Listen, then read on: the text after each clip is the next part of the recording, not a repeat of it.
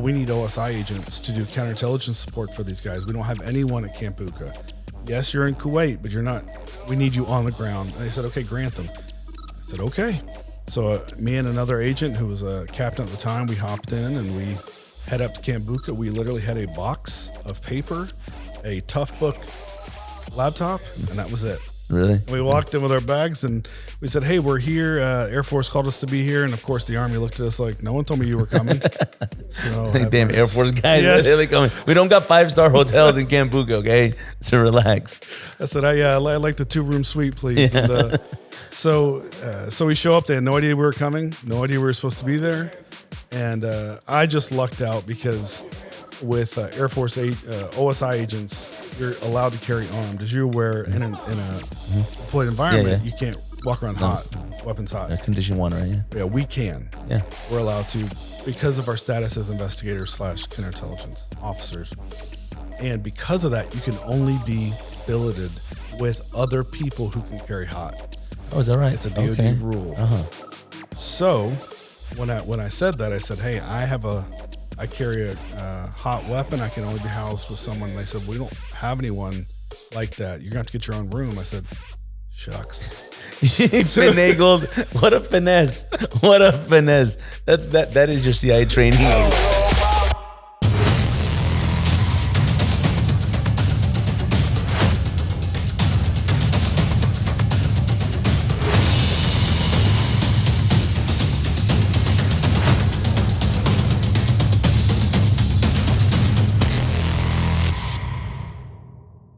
Welcome to the Border Wars podcast, the #1 podcast of the Americas, the only bilingual podcast that takes you beyond the border. I say we're the #1 podcast of the Americas, not because of me, but because of our guests. And today we have a familiar face for those that have been watching or listening to the podcast, but somebody that I think everyone needs to get to know a lot better because I've gotten to know him and I've been very impressed, not just with his background, and we're going to get into that, but also with his experiences. But before I introduce our guest, be sure to subscribe to our podcast. If you're listening to us on Spotify or watching us on YouTube, subscribe.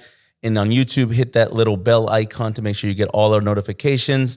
And then if you're watching this video, go ahead and hit that like button because that helps us with the algorithm. David, good to see you. I'm in your town now. Yeah, welcome. Thank you. You weren't so we were talking a little bit before this, about a month ago, maybe less, 2 weeks ago. And you're like, I'm whining, right? From Washington, D.C. I'm like, it's hot. Oh, yeah. It's hot. And you were like, no, bro, it's hot where I'm at. And I was like, no, David, you don't understand. It's hot in D.C. too. You know, dude, you were right. This is another level. This is another level of heat. I mean, is this, you guys just used to this or what? I mean, I don't know if you get used to this. I mean, there are a few local, native Texans that are probably comfortable. You just adjust to it. It comes every year at the same time. But this year, this is, I want to say, the 5th or 6th longest period in history for Texas of 100-degree or above weather. Wow. Consistent, no break, 100 or above. How high has it gotten? Oh, it's gotten to 108, 109. And then even at that point, it feels like 110, 120. It was like that. I mean, this last few weekend, it was 106, 105, but it felt hotter. You know what I noticed? It's like when you're walking, if you stand still and you're in the sun, it's better just to keep walking because you feel like you're cooking. Yes. You feel like at some point I'm just like, I'm getting baked right. I'm getting, I tell people that when you preheat your oven and it's ready and you open it and you get that blast, that's what it feels like now. You just walk outside and you get this blast. It kind of reminds me of Iraq. That's the only other place I was going to say that, Iraq was that's even another level. Yeah. But I haven't felt this kind of heat in a while. And, I guess it gets hot in D.C. We have a little bit of humidity and stuff. But now you guys are definitely feeling that desert heat. But the good news is we're here in Dallas. We're here in your hometown. Well, it's actually not your hometown because I want to take it to the beginning. So you're actually a Floridian, right? You're born and raised in Florida, if I'm not mistaken? Yes, Tampa. And then you went to school there? Yes, grew up there, went to school in Tampa and then I went to the University of South Florida, which is the university in Tampa, and didn't leave the Sunshine State until I was 22. Is that for the military then? That was for the Air Force, yes. So let's go into that because obviously, we're going to get into a bunch of topics, things that you're working on with SFS right now, but also the work that you're doing in your full-time capacity. But what we want to talk specifically about is that point of joining the military. I think that's an important point for a lot of folks. Obviously, I have my own journey into the U.S. Armed Forces, but tell us about that point that made you want to go into the military. Like what was one of the factors that made you take that decision? I remember in school, my dad served in the Army for a bit, but it was during Vietnam, and I think everyone got their time, or at least ran away from it. But most people had some sort of connection, it felt like, at that time. So he served a few years, but I didn't grow up with it. I wasn't born yet. And I remember, I think it was in high school that I began thinking about college and began thinking about the future. And I thought to myself, I was playing sports. I liked adventure. I mean, my grandparents were missionaries in the Dominican Republic. My grandfather was from Cuba. My mom grew up telling stories of living through the Civil War in the Dominican Republic back in the 60s when Trujillo was in power. Or I'm sorry, after Trujillo was assassinated, and a few years later the country fell in. So I grew up with these stories of adventure and intrigue, and I wanted that. But I wasn't quite sure what that looked like. I didn't feel called to be a missionary. My abuelo was a pastor. My dad was a pastor. I mean, I felt like I was going to be a pastor or a teacher because that's what everyone in my family was. But I, at some point I went, no, that's not what I want. And I remember sitting in the lunchroom in my high school, and there was a gentleman who had graduated probably 4 years before me. And he came back, and he was at the Air Force Academy. That makes a difference, right? Oh, he came back. You see the guys that go right out of the academy, or they come right out of boot camp, and they come and they look like posters, essentially. Yes. They don't look like the same guy that went in. I told him later, I said, you could just walk around in your uniform from the Air Force Academy, and that's the best recruiting tool. Yeah. Don't even say a word. Just walk through a local high school, and you'll have kids signing up. And he walked through, and when I saw him, I said, that's it. Adventure. I get to work out. I'm forced to work out because being an athlete, I wanted that. What was your sport? I grew up mainly playing basketball and baseball, and then got into soccer later and fell in love with soccer. So three-sport athlete. Good deal. Yeah, my sports from my freshman year was year round. Okay, playing sports, and it can and I could never play golf because my baseball swing. Oh, it ruined the golf. That's interesting. But anyway, when I saw him, that's when it clicked. I said, that's what I want. And after that, then it just came a matter of logistics. What does that look like? I'm not going to the Air Force. This guy was smart. He's still in. Yeah. He's a doctor. Oh, really? He's still in the Air Force? Yes. Yeah. And so I knew I wasn't ready to compete for a Air Force Academy spot. And then I was told about ROTC in college. Okay. And I only knew of ROTC in high school. Uh-huh. I didn't know they had them in college. And so I have a cousin who had just retired from the Navy, and I told my dad, which you would appreciate this. I said, "All right, I'm ready to go to the Marine Corps recruiting station. I'm ready to sign up because I thought Marine Corps, badass. Man, I was like, I'm ready to split some skulls. I'm ready, man." And my dad said, "Well, hold on, just talk to your cousin first." I said, "Okay. I mean, I've already made up my mind, but sure." And my cousin said, "Listen, go to college, get your degree, and do ROTC." And I was like, "What's that?" That's the best advice ever. I have a different story, but I didn't get that advice. Well, he told me that, and I went, "Yeah." I said, "Okay, I'll go check it out." So I went my senior year of high school, and I shadowed the ROTC group. So instead of going straight into the military after high school, you went to ROTC because they said, get your education. Yeah, and then you can come out as an officer. For sure. Again, I didn't know what the difference between an officer and enlisted was. Yeah. I had no clue. And he said, no, an officer, he said, you have rank, you get paid more, and all these things. And I went, okay, well, that's great. So this was your recruiter? No, this was my cousin. Dude, I wish I had your cousin. No one told me. Let me tell you my story real quick. You'll reflect on that. Because when I went into the Marines, and remember, I think it's the same time frame maybe. I was pre 9/11. Were you the same? Yes. Okay, so different mindset, right? You're not going in the military thinking you're going to war. Right. So I'm going into the Marine Corps, and I had no background in the military, but none of my family was in the military. I didn't know anything. I didn't even know you had to go to boot camp. I thought it's like a job. You signed the contract, like, when do I start? Like, no, wait, you got to go to like this island first. And then when I found out that, I was like, whoa. But you got to take the entry exam, right? The ASVAB. So one of the main reasons I chose the Marine Corps was not because of any image of the Marine Corps. It was basically because my best friend was going in to the Marine Corps. And I just wanted to go and work, let's do it together. We're going together. And so we were going in and we take the ASVAB and I scored well. I scored like in the 9th percentile. I think I got like a 90, 91, 92 on the ASVAB, which, out of 99. So it's rather up there. My friend didn't do as well, right? And he might be watching this, but the recruiter goes to him. He's like, yeah, so I have some options for you. You can go into like a cook, you warehouseman, or a grunt, infantry. And he's like, infantry, of course, you want to be badass and all that. And I was like, okay, I'll go infantry too. He said, wait. He's like, you got other options. He's like, wait, what is it? He pulled me aside, but I went in because I wanted to go with my friend. So I just said, I'm going to go wherever he goes. If he goes cook, I'm going cook. If he goes grunt, I'm going grunt. But I had no clue that you had to go through all this training before they actually let you do the work. And I had no clue that enlisted was, basically less pay. Just, you got to go to college before you can get any of the more seniority in the U.S. Armed Forces. So anyway, that's my story. But I think I kick it back to you because you got good advice. Yeah. Well, looking back on it, at the time, I just took it, with a grain of salt. I said, let me go look at this ROTC, whatever this ROTC thing is that you're talking about. Let me go look at this officer thing you're talking about. So I went and shadowed. I got permission to go out there and just shadow them.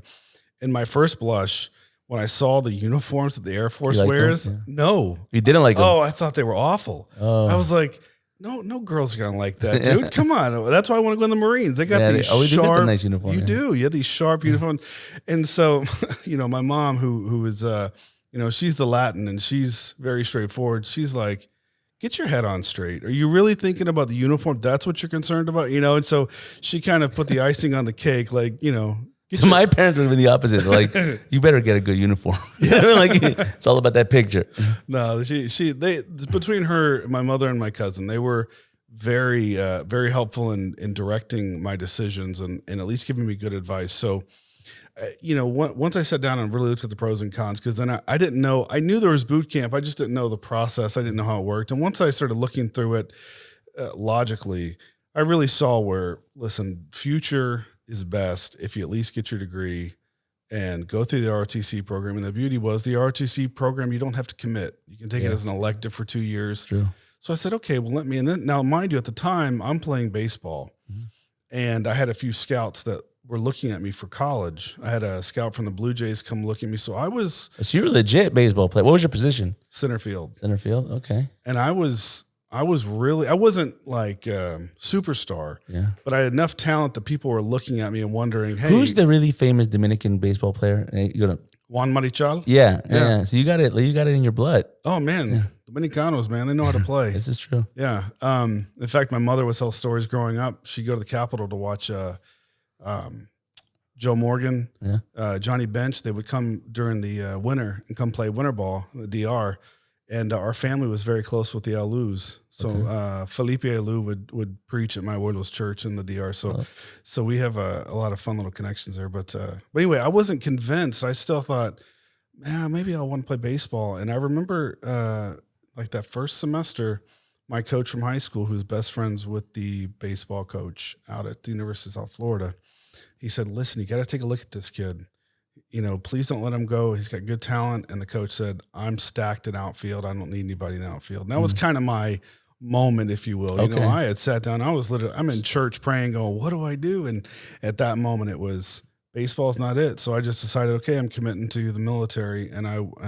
So if this coach had recruited you, your path would have been completely absolutely. different. I would have, and I'm not saying I would have done well. but I would have said, okay, you would have took a shot going pro. I would have absolutely taken a shot, at least for the college ranks. So, but I was able to join the ROTC program, got in and the Air Force, again, whether it was uniforms and I get into the job, the selections. And I said, what is this? It's a lot of technical, a lot of flying missiles. There was a lot of things that I had no interest in. Yeah. And there was one career path was the Office of Special Investigation. Yeah, tell us about this because, in the world of the military, but even more so, even in the world of intel, it's not a well-known MOS. It's not a well-known occupational specialty because it is in the intelligence community. You are essentially the human intelligence branch of the Air Force and the counterintelligence branch of the Air Force, but you're also federal law enforcement officers because you go through the training of what they do was it in FLETC in Georgia? Is that where they do it? So it's really a kind of a unique thing. I mean, there's other elements. I guess NCIS might be similar and to some regards on the naval side. But tell us about OSI, and then tell us about how your journey into OSI. Well, I lucked at whether it was divine intervention or luck. There was an OSI agent going to school at the University of South Florida through AFIT, the program where you can go get your master's. And she was selected, and she was actually at the school.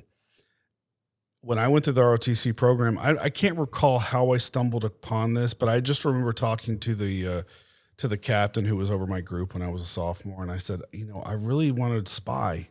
I want to be a spy. You want to be a spy? And he was like, you told him that? Oh yeah. I said, I want to be a spy. I mean, I had dreams of being dropped in Havana, in my guayabera and walking around, pretending to be someone else. And then, so I said, I want to be a spy. And he goes, Air Force doesn't really have that. And he goes, well, actually there is this group, but I don't know anything about them. Okay. Nobody does. Yeah.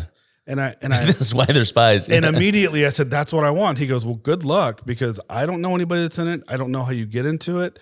And so that became my I'm like a dog with a bone. When I get obsessed with something, it's like, I can't. So I said, okay, let me figure this out. So I began a process of asking around, trying to figure out. I was shocked how many Air Force people had no idea who they were, where they were at, or if they did know them, it was through somebody. Or I'd say even in the intel community. Oh yeah. There's folks that don't know that. No, people don't understand. And those that do understand OSI, they're not talking to you. Yeah. They're not even sure if they're allowed to talk to you about it. And that's when this female, Sylvia, which I owe her a lot for doing this, she came down to the RTC program and just happened to swing in there. And she was an officer. And she said, hey, I just want to let you know, I'm on, telling the captain I was talking to. She said, I'm on campus. If there's any cadets that are She was OSI. Yes. Yep. And interested, I'd be happy to talk with them. And my captain goes, hold right there.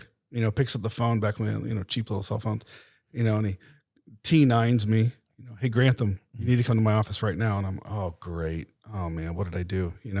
I get in there and he said, this is Sylvia. She's an OSI agent. And I just went, you gotta be kidding me. And from there, she walked me through what OSI is, where they're at. So you were already in the Air Force? No, I was still in the ROTC. The ROTC. Okay. Yeah, so I'm. So you can pre-select your MOS before you go to the academy or before you go to basic training. You have to select it in ROTC. So your senior year, they give you your wish list, which is a bunch of crap. They tell you where you're going to go. Okay. So, but that's much more structured because in the Marine Corps, officer, you actually got to go to the basic school.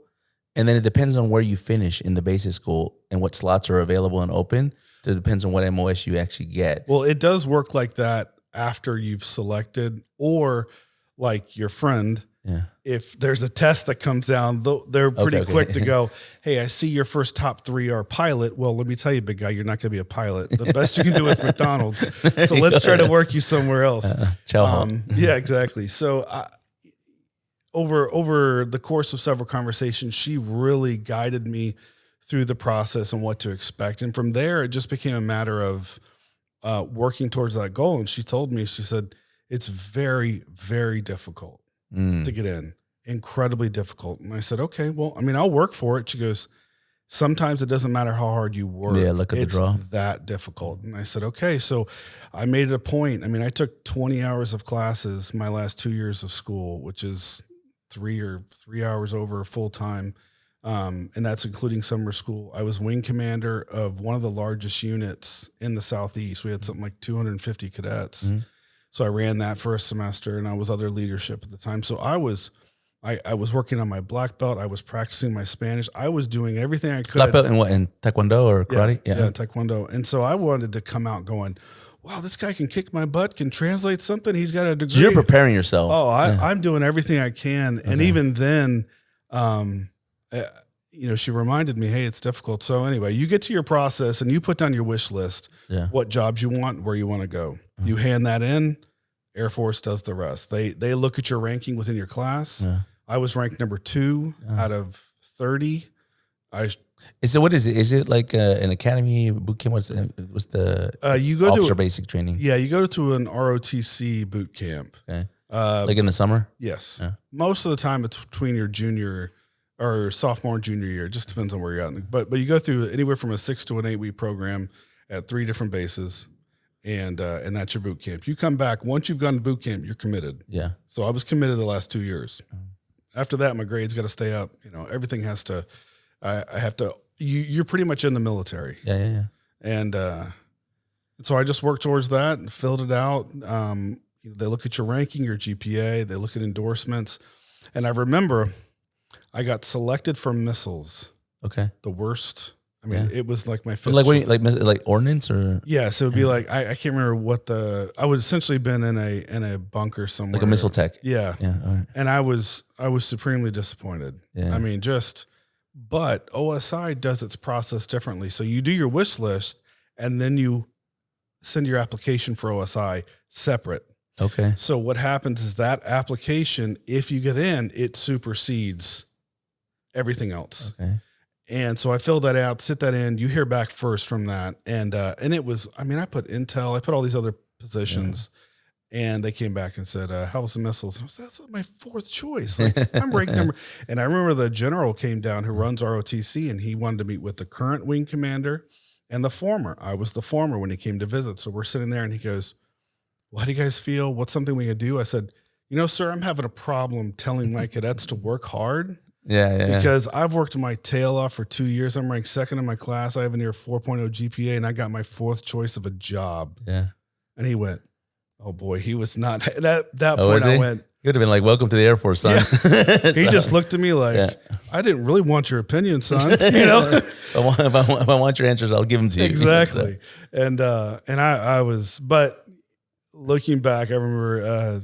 So actually, let's do this before we go into that, because explain to us what OSI is, because I think a lot of people are probably watching this like, what are they talking about? It's a spy agency. What is it?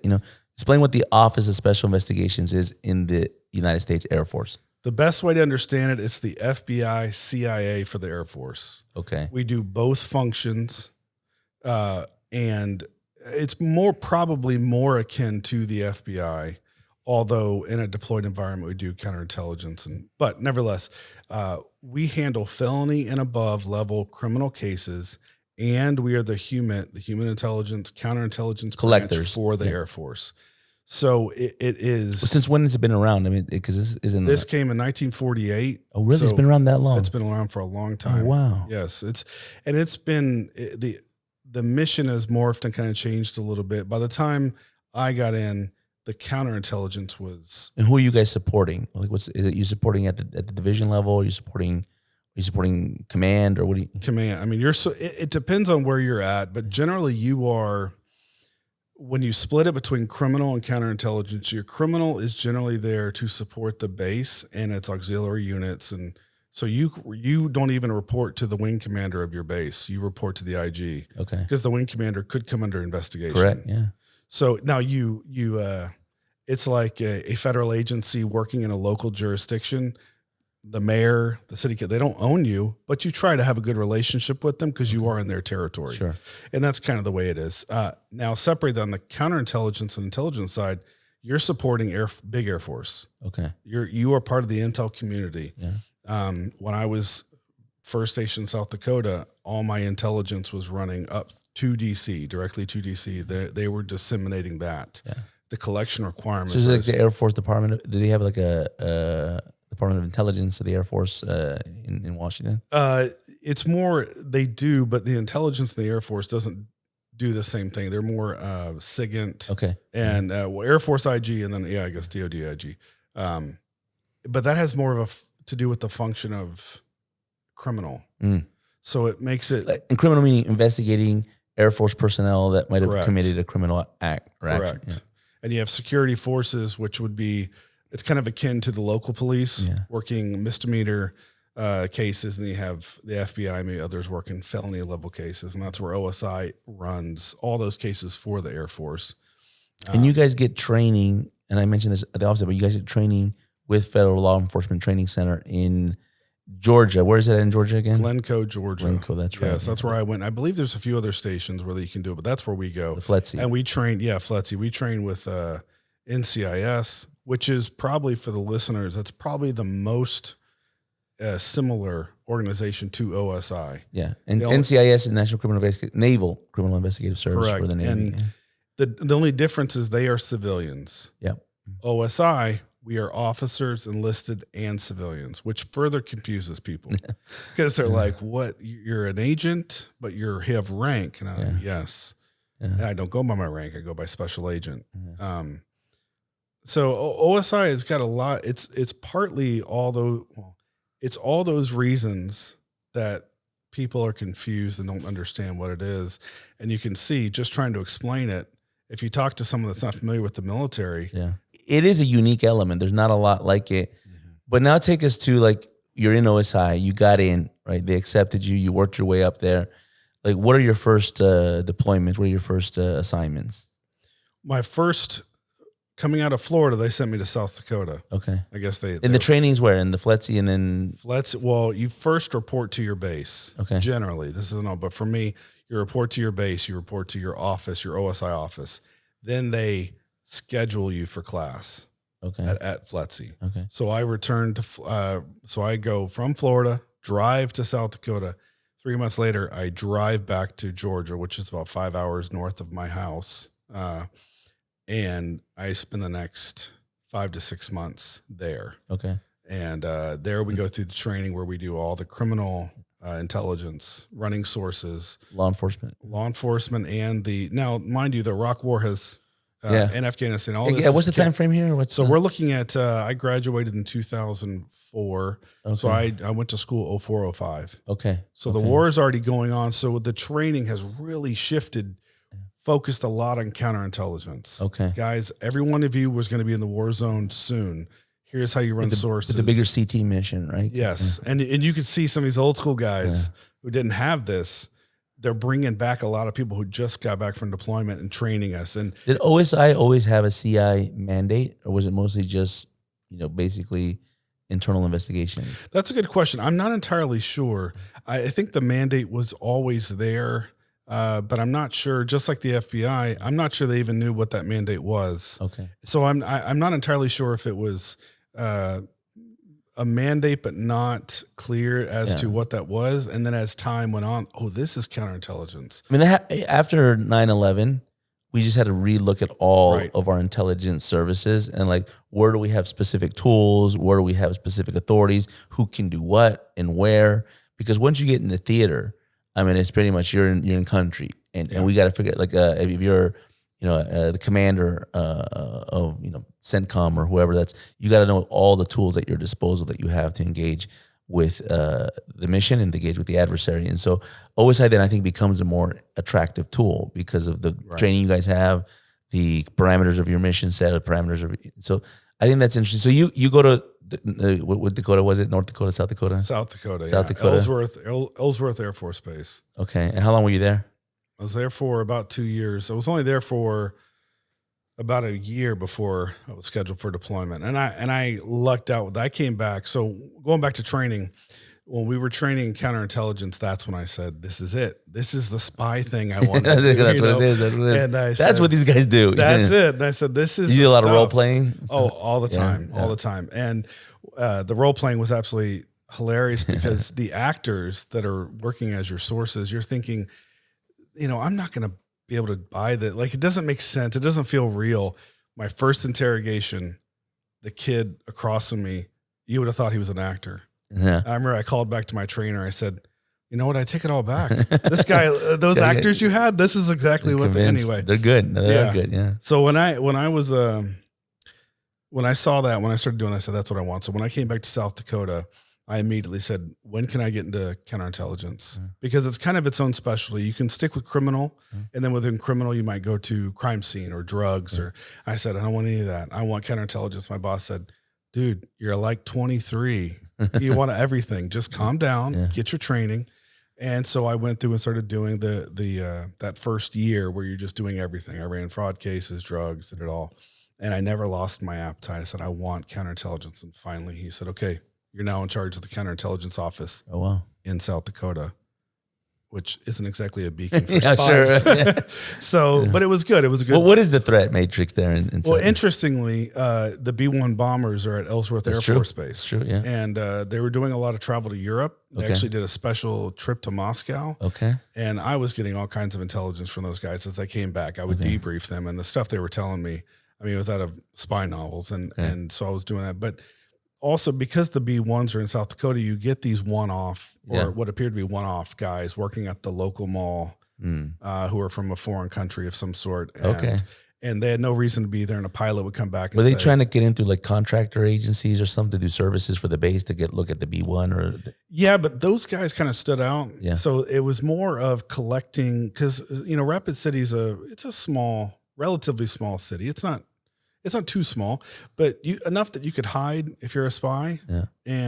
But there's so many military. All you have to do is go to a restaurant, strike up a conversation with someone at a bar, and there's a good chance they're a pilot, a navigator on the B-1 or a mechanic. Okay. And so there were several instances where people with accents or from foreign countries were talking to pilots in the mall or at a restaurant, asking them questions, and they thought, this guy shouldn't even know that kind of engine. You have to be around engines to even know to ask those questions.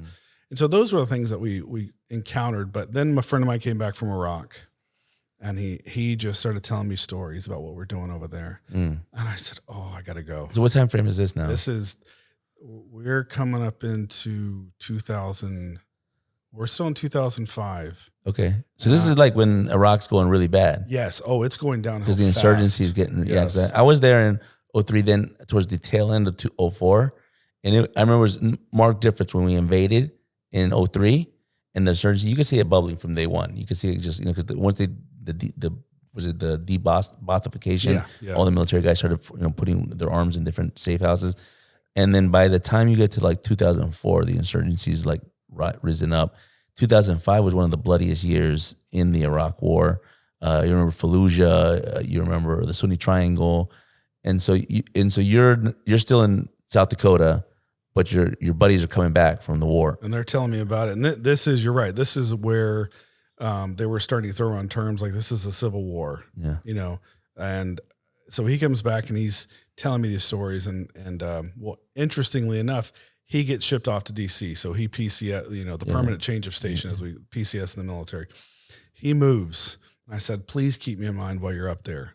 Yeah. Well, it wasn't a few months later that he calls me and says, listen, somebody else got injured, can't deploy, and we need someone to deploy quickly. They're not keen on you because you're a little bit over a year out of the academy. Oh, you're too young. You're too green. Yeah, too green. You're only a second lieutenant, a little butter bar. And I said, what do I got to do? He goes, nothing. You just sit tight. Yeah. Made a few phone calls. My boss was a big advocate for me there in South Dakota. Veteran. This guy has been around the block. I mean, everyone knows I knew him. And if he said Grantham's good to go, I was good to go. And that's what he did. And but they said, first, we're going to send you to Kuwait. And that's where I landed. Said, let's get you in a foreign environment, working foreign sources. That was your first foreign assignment, was straight to Iraq? No, straight to Kuwait. Oh, Kuwait, but like in preparation to go to Iraq. Yes. Yeah. Okay. Yeah, it was kind of let's get your feet wet, and which was great. OSI made a very smart decision doing that because I came off the plane in Kuwait like I was dropping in freaking Fallujah. You realize there's malls here. There are malls. People. I end up at the Crown McDonald's Plaza. right over there. Yeah. They're like, hey, calm down. Was it big Doha? guy. Were you at Doha? No, we flew right into Kuwait City. Okay. And we offload. We go to the Crown Plaza. And that was my deployment. Yeah. And I thought, not quite the field. Yeah. I said, wow, this is incredible. So, the first week I'm eating steak, smoking hookah, talking to. The Kuwait is nice. I liked Kuwait. Beautiful. And the people are great. The leadership was great. They were very helpful. And, but I really got a taste of it, and it helped me. Well, the culture, right?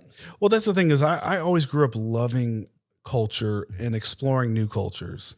And once I was there, I really had to check myself to go, hey, don't become so enamored with the culture that you forget this guy could be working you. Yeah. You have to be very careful. And so it was a real learning curve for me at first, and really had to be able to check myself and go, hey, that's interesting discussion. That's interesting food. Were you doing like collection in Kuwait, Correct. You were? Okay, that was smart. Okay. Yeah. And we're supporting the war effort because the logistics train left Kuwait into Iraq. Yeah. So that was really the main, but Kuwait was just full So of. how does this work? Do you guys attach to specific, because like in the Marine Corps, our counterintelligence, human intelligence guys, they attach to a specific units, right? So we're like combat, what was it called? Combat capable or something. We're not a combat arms MOS, but we're like a combat support, combat capable MOS, where we have to be combat arms capable so that we can attach to a grunt unit, a recon unit, who if they're going to go on a raid or something, we're like right behind them, right? And we're collecting as they're, basically going into these houses. Do you guys attach to a combat unit, or do you guys just support at the high level since there's not that many of you to begin with? Yeah, that's a great question and that's the other thing that confuses people about OSI. We generally support Air Force assets wherever they are at. Okay. And that asset it's really up to command to decide where those at. And Air Force, Big Air Force. Yeah. Big Air Force will request support to units depending on where they're at. So they're generally, the rule of thumb is there needs to be an Air Force nexus or a request from the Pentagon to have our specialty deployed to a certain area. In Kuwait, we had a logistics train going from the airport all the way in. Air Force personnel managed the airport. Of course. Yeah. There's an Air Force base in Kuwait. There's an Army base in Kuwait. So what ended up happening, the short story is there were officers, because there was no billeting at the airport, and the nearest Air Force base was a 2-hour drive. They said, okay, we're going to house them in hotels downtown so they can go straight to the airport, work, and go home. Well, in Kuwait, it's either the Crown Plaza, 5-star, or it's a 1-star. Okay. Air Force, we're kind of prima donnas, so we're like, we can't be staying in a 1-star. That's where the Marines stay. That's right. We're not Marines. Come on. I need the 5-star. So they put us in 5-star. And so what they said is we need OSI agents because there's people spying on these guys. Yeah. And so we followed. Okay. And so that it started as a few guys, then it developed into 2 teams. One would be at the airport, one would be at the base, but we worked in downtown Kuwait City. Okay. And that's essentially how we got there. Okay. And at what point then do you then get the mission parameters to go into Iraq? Now you're done with helping the force protection around the base and things like that. You're not moving into country. Yeah. Well, sadly, we had an agent who was killed in Iraq, in Baghdad, and his best friend was in Kabul, Afghanistan. And he wanted to escort the body back to the States. Okay. Well, I got the phone call and they said, we want someone to backfill for this guy until he gets back. So I'm thinking I'm going to Iraq. And they said, no, you're going to Afghanistan, Bagram Air Base. Yeah.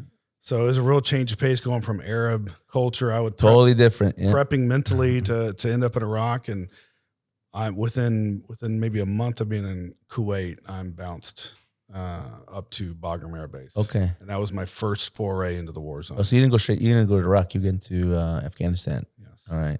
Now, the experience helps for sure. I imagine in Kuwait, being able to do source operations and all that stuff. But did you have to go through another period of getting your feet wet in Afghanistan, or you get thrown right in the fire?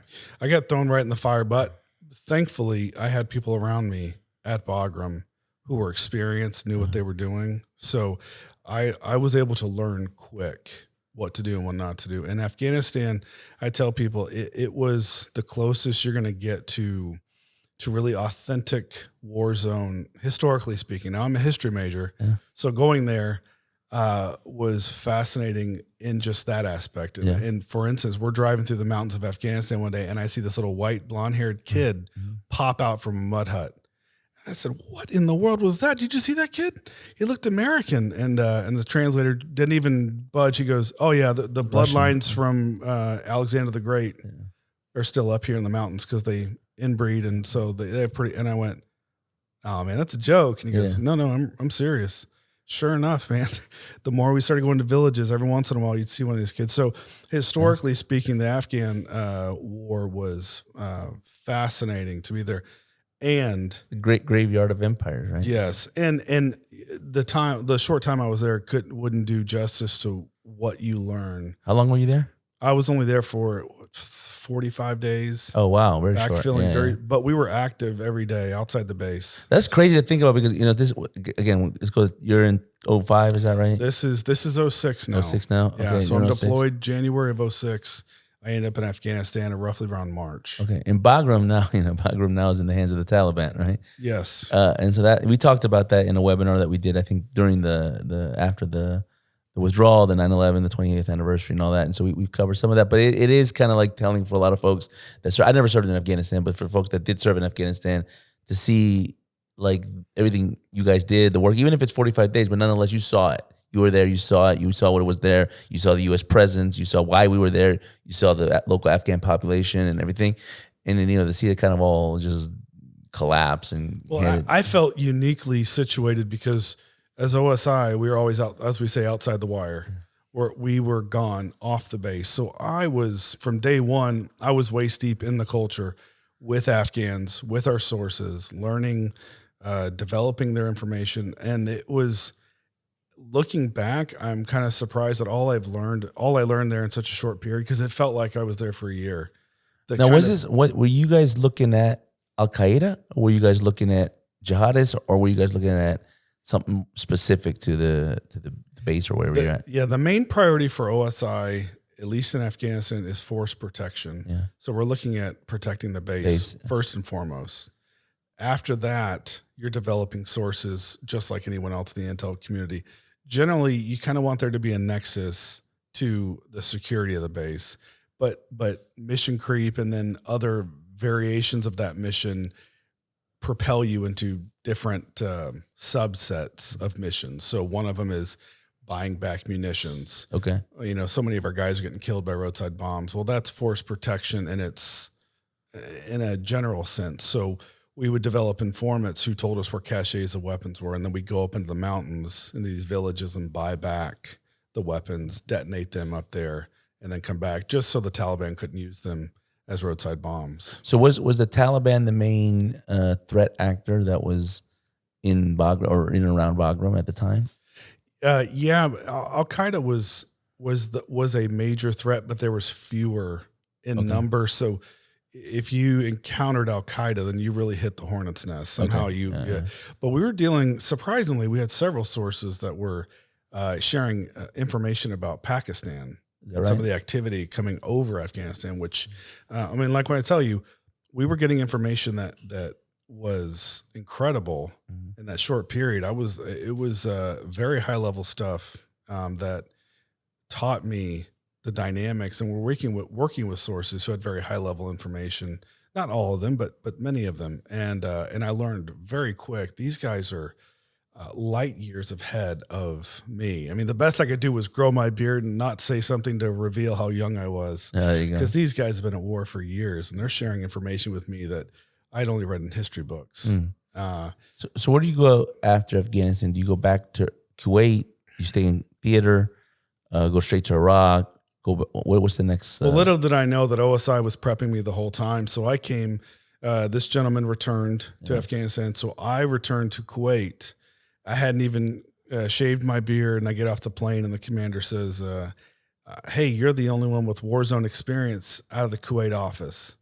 And they're now asking for people to go to Camp Bucca, which was in southern Iraq. That was our jurisdiction in Kuwait. So Kuwait's, our AOR, area of responsibility, reached into southern Iraq. We had gone to Camp Bucca, which is the famous Where's Camp Bucca specifically? I know it's near the border, right? Yeah, it's near the border. It's about 45 miles or 45 minutes south of Basra. Basra, okay. So, and like towards Qasr or yes, okay, yeah. Safwan is the nearest small town. Qasr is near that, and it's situated just almost on a triangle, just north of those two, and that's where the prison.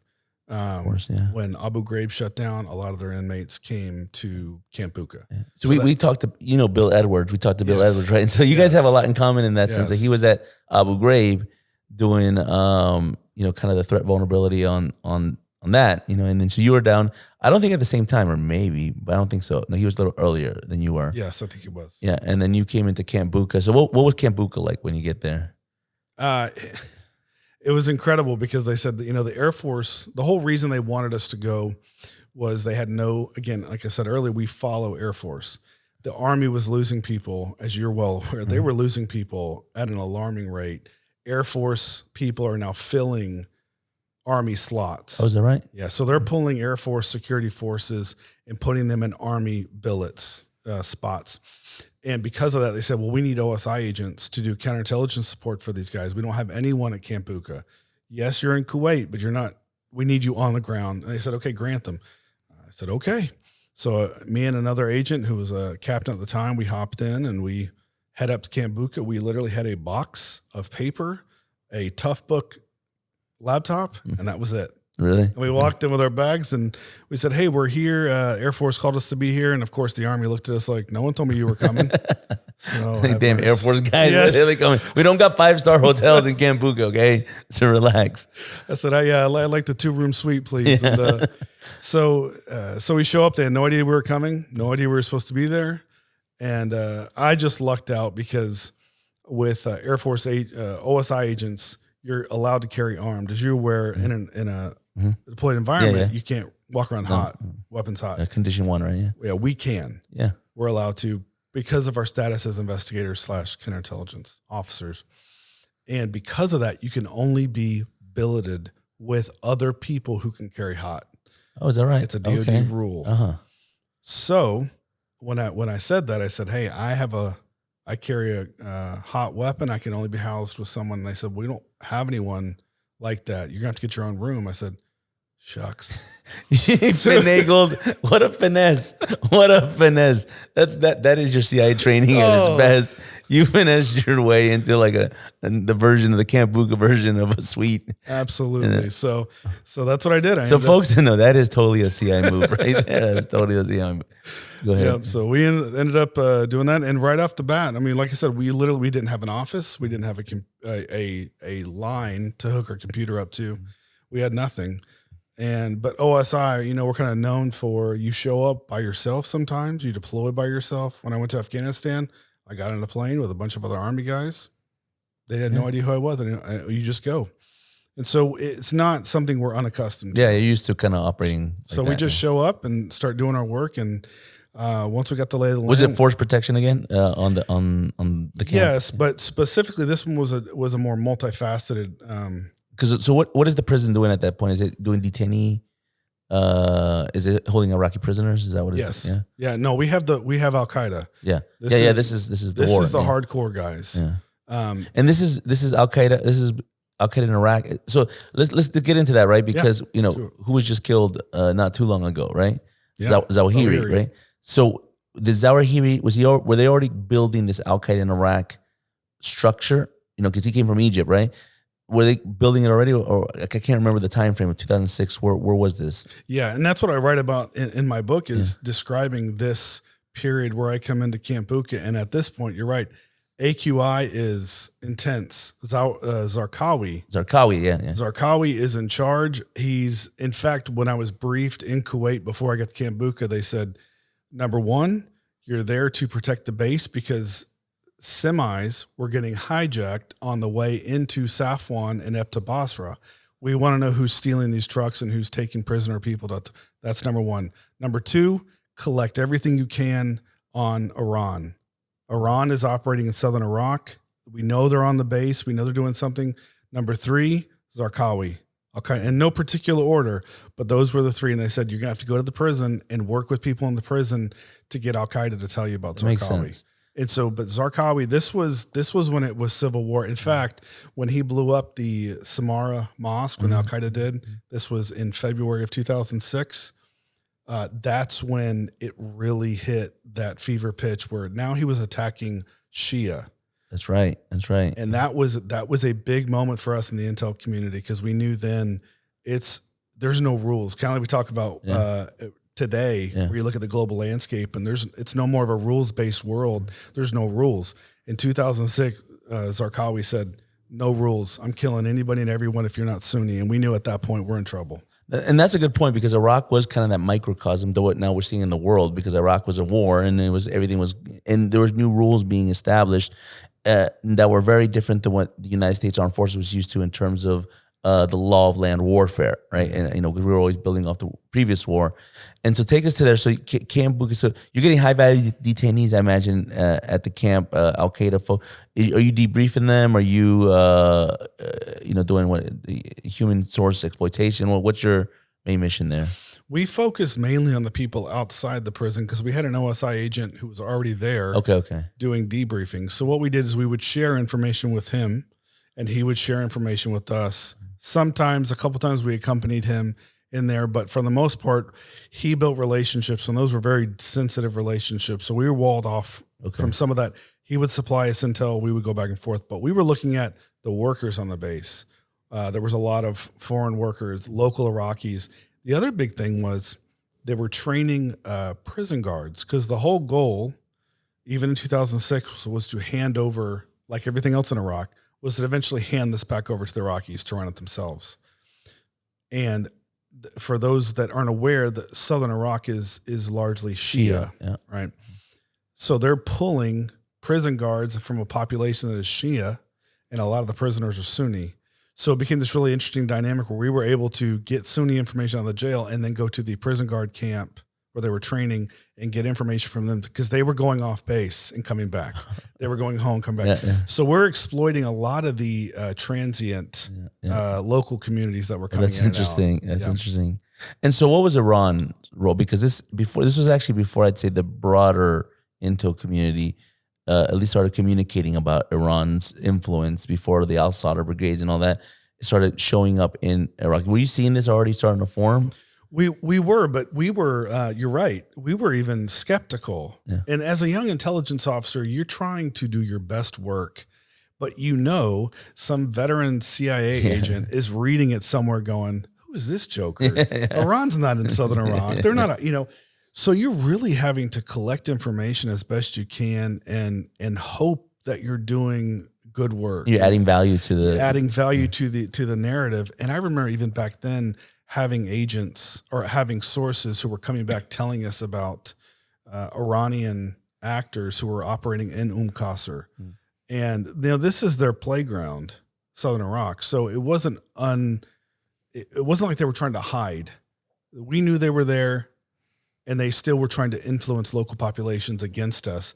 And we started putting out reports, and I said, I'm getting this straight from sources that are very reliable. I know it doesn't sound right. And then sure enough, we would start hearing back from people in Shoot DC. It down. Yeah. No, they would start coming back going, no, we're starting to hear more of this. And it kind of encouraged us to go, no, keep digging. And then sure enough, I tell a couple stories in my book where people were coming from small towns on the border saying, hey, we're watching Iranians coming over the border in trucks, bringing things, and then going back. And well, how do you know they're Iranian? Well, I can hear their accent. All these things that as a young American, I'm like, oh yeah, I guess there would be a really distinct accent. Yeah, of course. They're speaking Arabic to these Iraqis, but in a very thick Persian accent. Farsi, right? Yeah, Farsi. So language. No, so let me actually give a second just to promote the book, because this is the way I've described it, right? Because I think your writing style is not like you can write an academic. I mean, you have a Ph.D., but you didn't write this book with that in mind. You didn't write it for like an academic audience, because it actually tells the story. A lot of what you're telling me right now, or telling the audience too, but it tells it from the perspective of a person that's been there, and been there and done that. The consequences in intelligence officers' war, and what I specifically liked about the book is what we kind of talked about up at this point.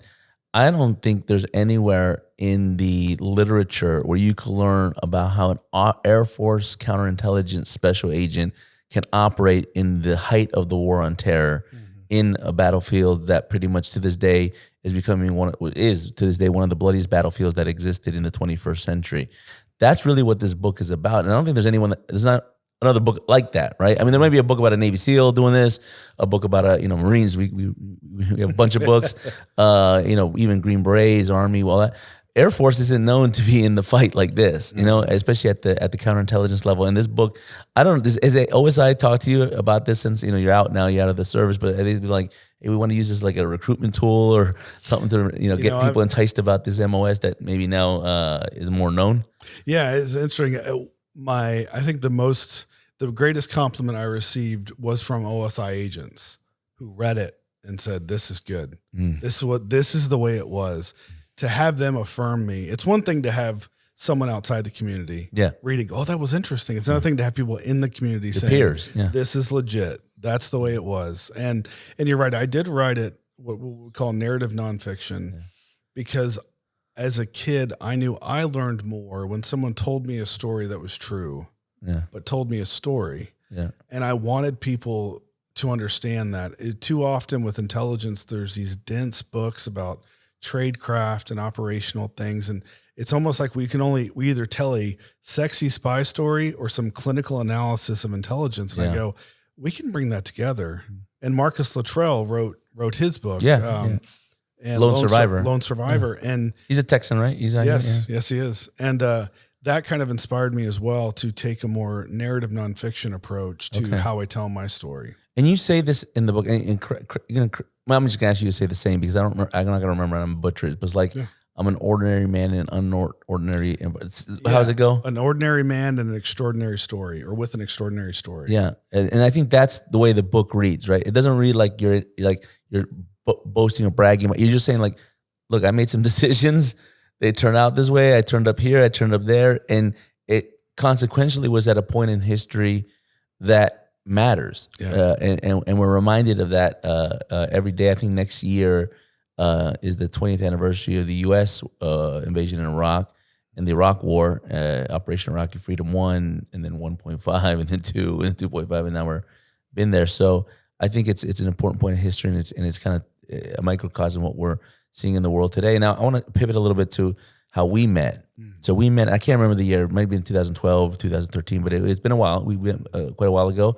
And we met because of a circumstance of mutual interest in what we're looking and researching, right? We have very similar stories. Like, and people that know my story, I went to the Marine Corps, also served in Iraq a little bit before David was there.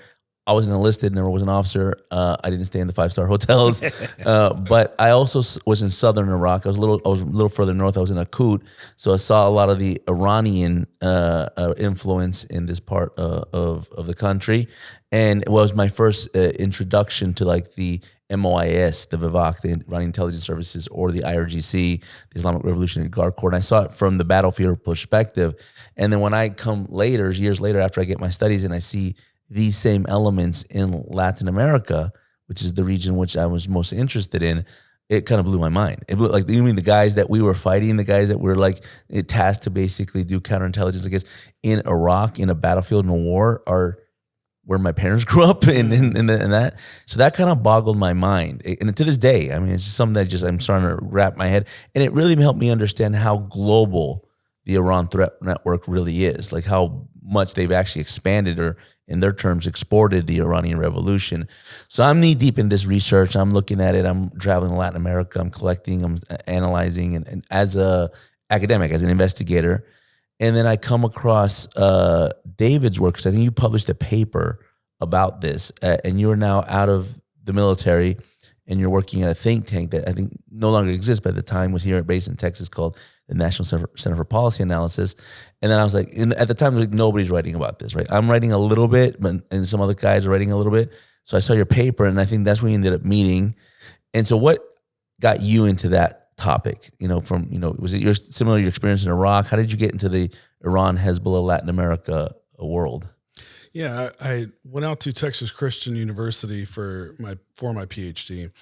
And out there, I was trying to navigate, when you're in academia, you kind of want your degrees to talk to each other, especially if you want to go into academia as a profession. And there was my master's is in international relations, and there was no Johns Hopkins here in North Texas. And I didn't. I had a family. I wasn't going to move them across the country for something. So I went out to TCU, and I said, I'd like to do the history program, but I want to do modern history.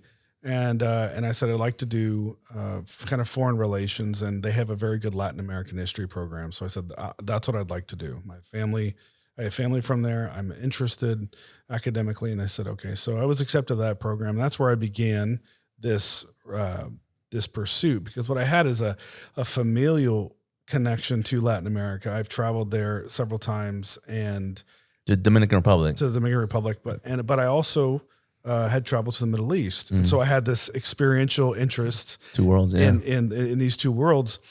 And there was a professor at TCU that I said, hey, can I study who was the only Middle East professor? I said, can I study a minor under you? So I have my Latin American major and a minor of Middle East. And they said, well, we've never done that.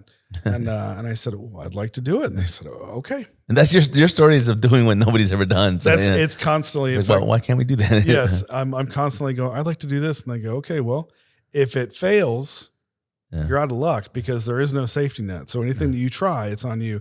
And that's what I did. Is now I'm looking at this historically. Well, of course, you get your dissertation period and you go, okay, what are you writing a book on? What's your specialty? And at that point, I'd been looking a lot at Arab or Middle East influence in Cuba. Yeah. And that's where my interest was. But of course, at some point, I had to admit to myself, you're not going to Cuba to look in the archives. You're not in the Air Force no more. You got no credentials. There is no way that the Castro regime is going to say, sure, go look at our files in the Middle East during the Cold War. Yeah. Some of the most sensitive topics out of Cuba. One other professor was able to do it. And his story was he walked in, they gave him a few papers. He was led to read them and then he had to leave. Okay. He couldn't take them, couldn't do anything else. That was it. And so I began looking around Latin America.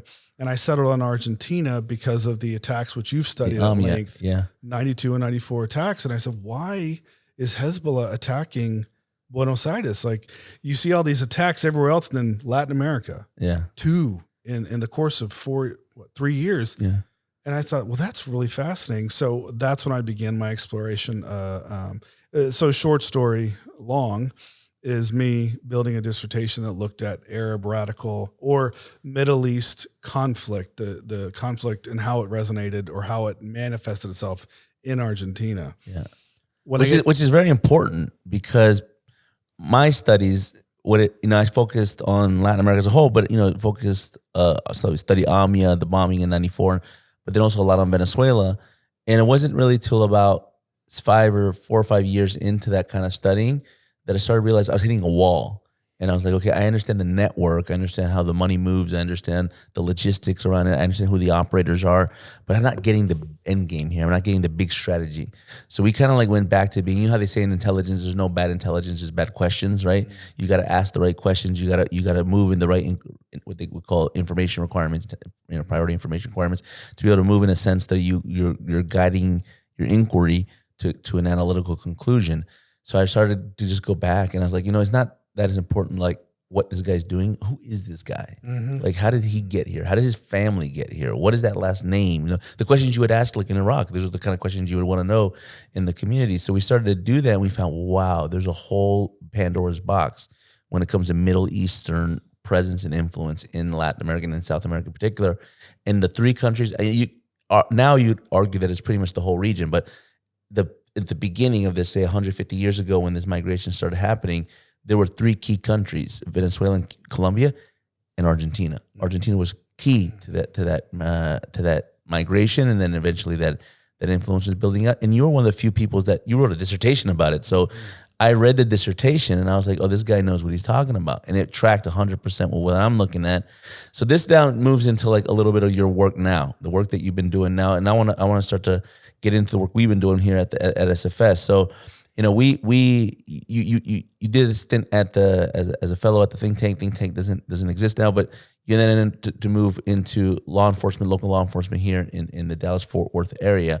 But to keep your kind of academic pencil sharp, if you want to call it like that, we began to say, there's opportunity to do stuff here with the Center for Secure Free Society, but at a state-based level. Yeah. I mean, you're already plugged into the intelligence community at the state level, but even at the federal level. But you're working with state officials, you're working with state law enforcement, and I kind of understood that this is kind of be the future because at the end of the day, whatever global national security transregional threat we're working at, it manifests itself at the local level. Absolutely. I think that was very evident with COVID.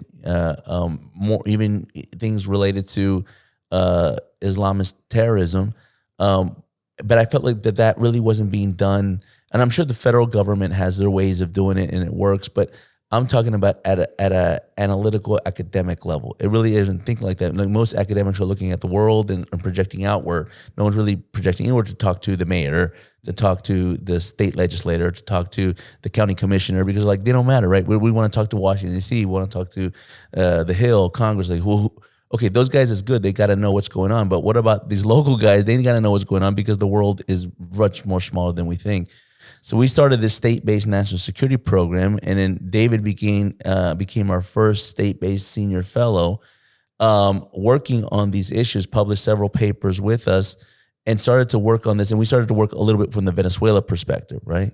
So tell us a little bit about the stuff that you've done, the papers that you've written, and how that's affected your understanding of what's going on here in Texas. The phrase that we like to use, we're localizing national security. And, you and I had talked about that early on, where we saw there was a big gap between what's discussed in D.C. and the actual impact of national security locally. And there was not only an informational gap, but there was an experience gap, because a lot of locals didn't understand that let's say the gang member who works on the corner selling drugs, that drug came from a national or a transnational criminal organization somewhere, for the most part. At least nowadays, that's the case. And that understanding wasn't there. It was separate. There was this problem, and then there was the things that are handled in D.C., these cross-border issues.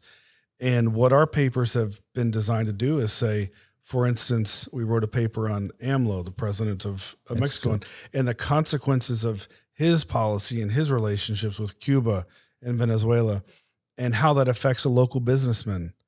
And interestingly enough, and this is after we've published a few of those papers, is I end up talking to a few people that run utility companies locally, and they start expressing their frustration with AMLO and his administration, and how hard it is to sell. Because they didn't have seen it in the beginning, right? Right. People didn't know AMLO was part of a network. They didn't know his history. They didn't know he became the president of Mexico, and it's important if you're a businessman here in Texas to do good business. I mean, people may not see this, but Texas in Mexico trade, not U.S. Mexico trade is the number one trade partner in the world, but Texas and Mexico trade is equivalent to like international trade, right? Because the amount of commerce that moves both ways is huge. So if you're part of that commercial train, you're like, I want to have good relations with the president of Mexico. That's a good thing for my business. Yes. Okay, that's true, but you need to also know, for due diligence purposes, who that president is, how he rose to power, and what are the tentacles of the networks that they're developing. And I think that's where our papers try to focus on. And you try to give it that really local perspective to say, listen, guys, I said, this matters here in Texas to your businessmen. Yeah, and going back to Venezuela is very, very similar in that, where people see Venezuela as that problem somewhere. It's not. It doesn't. The consequences of Venezuela to many people don't manifest locally until you start talking about migration, until you start talking about drugs, weaponizing cocaine.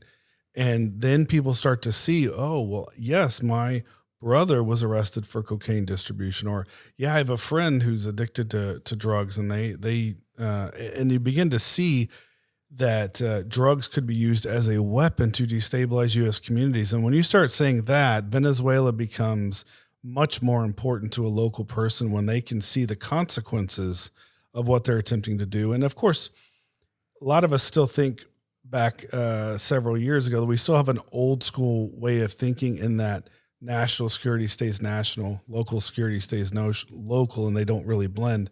That's no longer the case. The networks permeate from the top down. And in fact, I would argue that national threats are more important on a local level, because national level actors and transnational actors can get more bang for their buck on a local level. And I give you like cyber.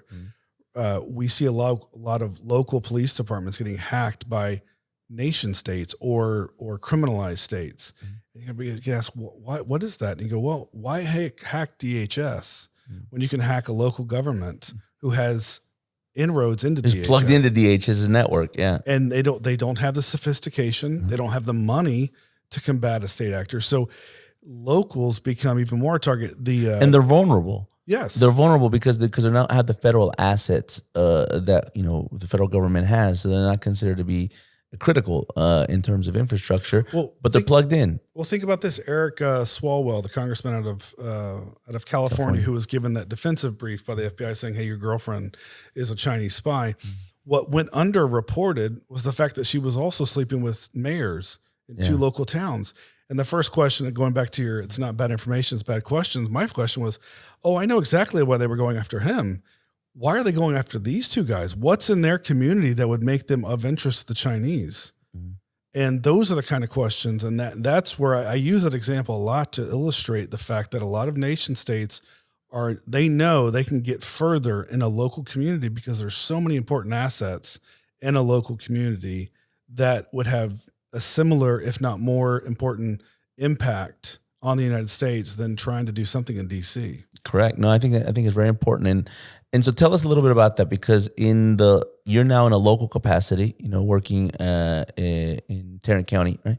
But you're looking at threats that are probably transnational. They're obviously definitely here local, but tell us about it, because Texas, obviously Texas is a big state. In Texas, I would say maybe most folks, when they think about the threats in Texas, they think about drug cartels. Mm-hmm. Mexican drug cartels are some of the biggest and most powerful in the world. But I think through the research that we've done, we've started to say, okay, the Mexican drug cartels are powerful, but there's actually nation-state actors that are working with and through them for strategic objectives. So tell us a little bit how that really manifests itself here in Texas that's relevant for the folks here that live in the Lone Star State. Yeah. The connection to the cartels and a nation state, let's use Venezuela as an example. We know the Jalisco cartel, which is arguably the most powerful. They've probably surpassed Sinaloa, at least in Texas. Sinaloa has never had they've had a presence here, but not like Southern California, where they own Southern California. Jalisco has made inroads into Texas that Sinaloa, at least into North Texas DFW, that Sinaloa has never had.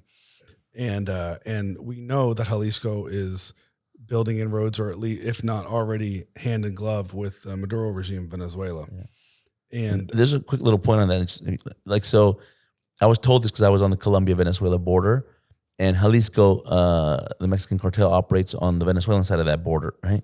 And the northern part, in the Colombian part is called North Santander, and the Venezuela part, I can't remember the state, would it be Táchira or right? Anyways, it's one of the states in the northern part of Venezuela.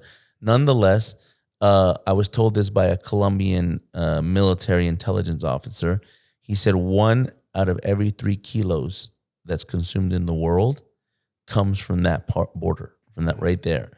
And if you're Jalisco, right, you have to. That's where I'm going. And you're in the business of cocaine trafficking.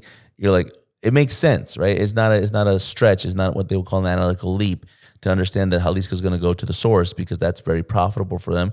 And I remember I got the call. I was having this conversation while I was at the border, and I called you. Mm-hmm. And I was like, literally, he's like, Joseph, where are you at? I was like, I'll give you a connection. I was like, I'm in the Colombia-Venezuela border. It's like, this must be important because you're asking me, like, what's going on? I was like, do you know that Jalisco's in Venezuela? And I was like, because we talked, and you always told me that Jalisco's powerful here in Texas.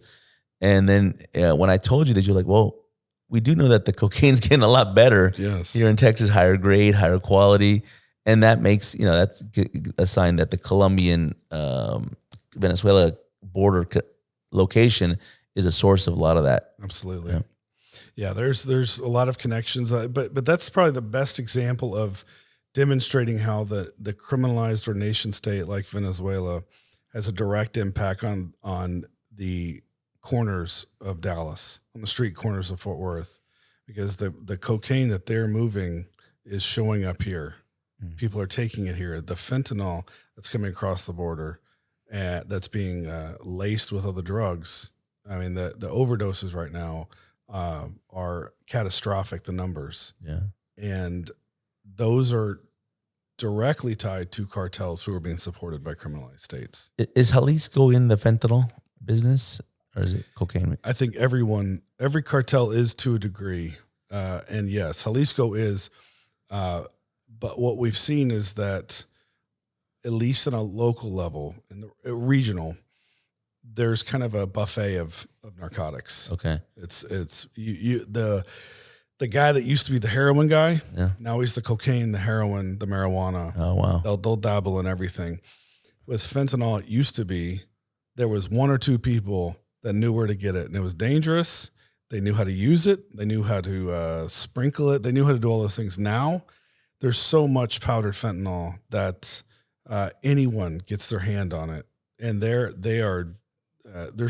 no, as we say, there's no quality assurance. There's no analysis to make sure the proper amounts are in there. Yeah. Because you have so many people with access to fentanyl, and now they also have counterfeit pills, and those are pressed. Those are deadly. Yeah. Those are pressed and in ways that no one can know how much fentanyl is in there. So, like when you say press, is like they're pressing the pill with they're lacing the fentanyl with something and pressing it. Yes. Okay. So, with a pill press. So, yeah, those things are deadly because I mean you probably know the numbers, right? How much fentanyl can kill how many population? Yeah, the exact amount. We talked about it in one of our podcasts. Yes, yeah. but a small pill, generally they have to cut it in quarters, sometimes eighths, because a quarter could kill you. Wow. So that's how small they're cutting one pill. Wow. And you can only imagine one of the consequences, which Derek Maltz has talked about extensively, and he's right. He's exactly right in that it's not a bunch of drug dealers who have just gone too far and their body just shut down because they were taking drugs too much. These are kids that someone in school has said, hey, you need a pill. I have a pill, not knowing it's counterfeit. It's the deaths, the overdoses that are coming are not routine drug users. They're a lot of them are just experimenting. Wow. And that's what's dangerous. Yeah, because we talked about it in that podcast, which for those that want to watch, it's called Weaponized Drug Trafficking. It was actually the first podcast that we put out earlier this year. And we talked about it with Derek Maltz, who's a former special agent in the Drug Enforcement Administration, DEA. He's actually the head of Special Operations Division down in Virginia. And David was with us as well. And then we had also Sergio de la Peña. So we had this kind of big perspective. And I remember what among many things that we took away from that conversation was, and Derek made sure to emphasize this is not just like a gateway drug anymore. It's not like you take fentanyl, you take these pills, and you're like, okay, now you get addicted, because they call it addictions. He's like, you took it once, and you're saying, a quarter can kill you. So, a whole pill, you're out, you're done. And, it could be a mistake, right? You got in the wrong party, you're with the wrong people, you're with the wrong crowd. And, you're supposed to learn from that. Like teens do what teens do, and they take some drugs, experiment with some stuff. You learn from that. You grow, you evolve, your life goes on. But in this case, it doesn't. And a lot of kids are dying because they don't know better, and it's not meant to be that way. He went, really hard to say, like, this is actually poisoning Americans, and I think he's right. David's book, Consequence and Intelligence Officers' War. This is David. I really think this is a good book. I think we want to make sure we market the book because it tells a story that I think many people just haven't heard before. Especially, I would say, for those that are interested in the intelligence community from a different perspective, right? Like when you hear intelligence community, obviously the CIA, the FBI. That's on the civilian side. On the military side, you might have heard of NCIS. They have I think a TV show about it or something like that. That's why I tell people we're just like NCIS. We just don't have our own TV show. But nonetheless, I think it's an excellent book. You got to pick it up. It's available on Amazon. We also got a paper that we just published with David at the Transregional Threats Journal. So this is a journal that we're using to basically broadcast a lot of this, how these big threats, global threats, transnational threats are manifesting himself inside the United States and in the neighborhood in Latin America in ways that I think many analysts aren't doing. So, David, it was excellent to talk to you. It's excellent to get to know you a little bit better. David's going to be a regular on the podcast. We'll see him. We see him today in Dallas, but we'll see him tomorrow in D.C. and maybe even Latin America. We got to get you down there. Absolutely, I would love to. What would you? We got to hurry up because there's countries. It's getting bad down there. There's countries we can't go. Like obviously, I was going to Colombia a lot in the last few years. And they have a new president, and I'm not entirely sure how that country is going to be with the United States. I'm sure the United States government is going to want to maintain strong relations with the country, and I think that happens in every type of transition. But when you often get disappointed, at some point they try to cut that relationship off. We need to strengthen what remains. Let's go to my Dominicans. They are a U.S. partner. They got a friendly U.S. government. Let's start there, Santo Domingo. And there are threats. There are threats that are manifesting some in the Dominican Republic. Thanks again, David. We'll talk next time. And for those of you, again, this is the Border Wars Podcast. If you haven't subscribed to our YouTube channel, to our Spotify, like this video, be sure to do so. And we'll see you at our next episode. Until next time. Subscribe to the Border Wars Podcast and visit our website at securefreesociety.org. See you in the next episode.